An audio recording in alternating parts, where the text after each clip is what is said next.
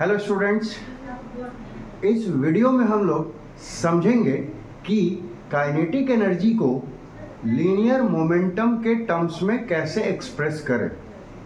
ठीक है, तो हमको सबसे पहले इन दोनों को जानने की ज़रूरत है कि लीनियर मोमेंटम क्या होता है, काइनेटिक एनर्जी क्या होती है। ठीक है, तो बारी बारी से पहले हम इन दोनों को जान लेते हैं। लीनियर मोमेंटम जो होता है ना, वो एक वेक्टर क्वांटिटी होती है जिसमें डायरेक्शन और मैग्नीट्यूड दोनों होता है। इसका डायरेक्शन क्या होगा, जो कि वेलोसिटी का होगा ऑब्जेक्ट का। ठीक, मतलब किसी भी ऑब्जेक्ट के मोमेंटम, किसी भी ऑब्जेक्ट के लीनियर मोमेंटम की डायरेक्शन क्या होगी, जो उस ऑब्जेक्ट के वेलोसिटी की डायरेक्शन होगी। तो अगर ऑब्जेक्ट की वेलोसिटी ईस्ट डायरेक्शन में है तो उसके लीनियर मोमेंटम की डायरेक्शन भी क्या होगी, ईस्ट ही होगी। ठीक है, अब इसके सिंबल की बात करते हैं। तो लीनियर मोमेंटम को P से इंडिकेट किया जाता है। इसका जो फॉर्मूला होता है वो होता है mass into velocity. P is equals to mv। ठीक है, याद रहेगा, momentum equals to mass into velocity. ठीक है, अब बात करते हैं काइनेटिक एनर्जी की।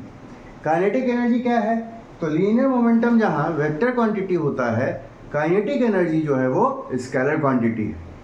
ठीक है, इसमें सिर्फ मैग्नीट्यूड होता है, कोई डायरेक्शन नहीं होती।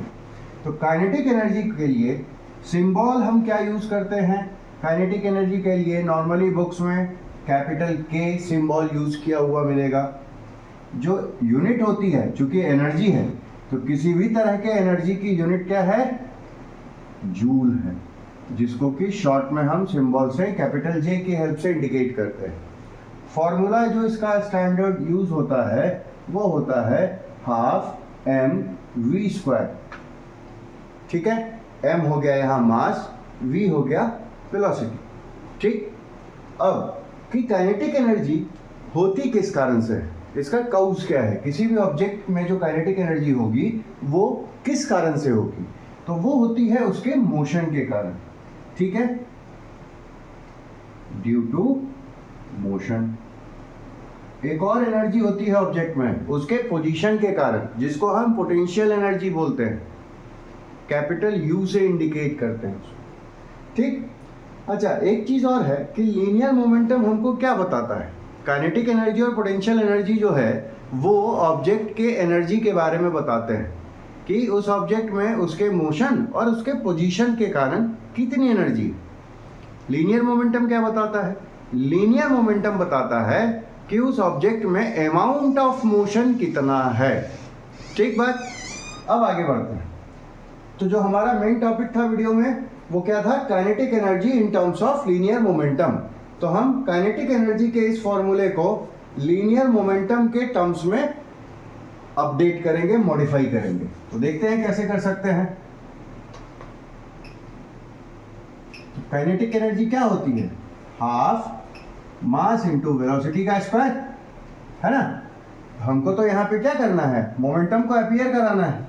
तो हम यहाँ पे क्या करते हैं कि न्यूमरेटर और डिनोमिनेटर दोनों में ही मास से मल्टीप्लाई कर देते हैं। तो चूंकि ऊपर नीचे m और m ही है तो ये दोनों आपस में कट के 1 हो जाएगा। 1 से इस ओवरऑल क्वांटिटी को मल्टीप्लाई करने पे भी कोई फर्क तो पड़ता नहीं है, लेकिन हमारा यहाँ काम हो जाएगा। कैसे, वो देखते हैं आगे। तो हाफ m हो गया m², वेलोसिटी का स्क्वायर तो पहले से है, नीचे में m बचा रह गया।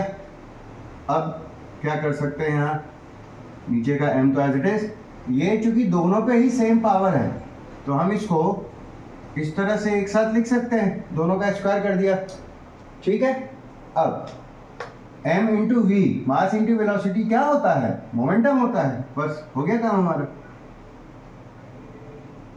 इस वैल्यू को रिप्लेस कर दिया p से बाई m, तो इसको रीअरेंज करके बस लिख देते हैं p²/2m।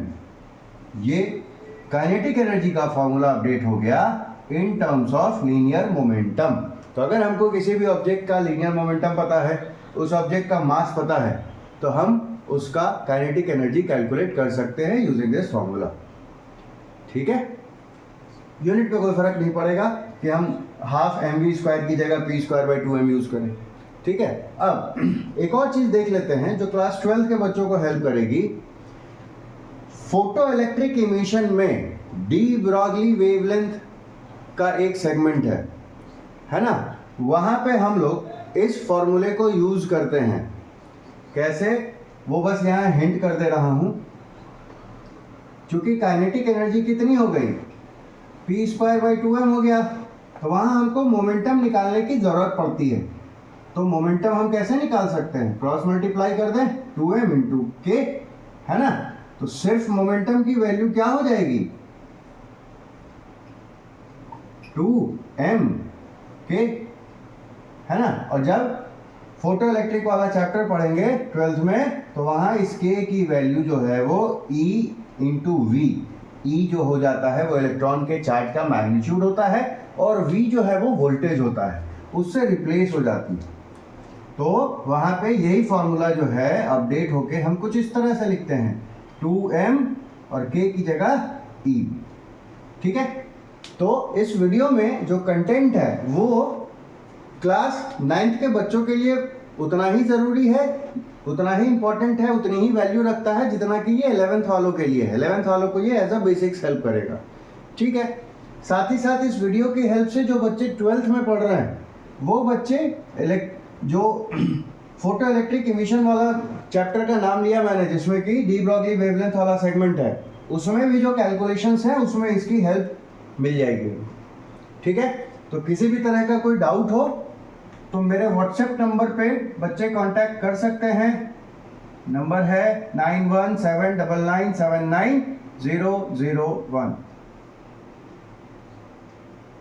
ठीक है, तो चलो बच्चा लोग, bye bye, best of luck.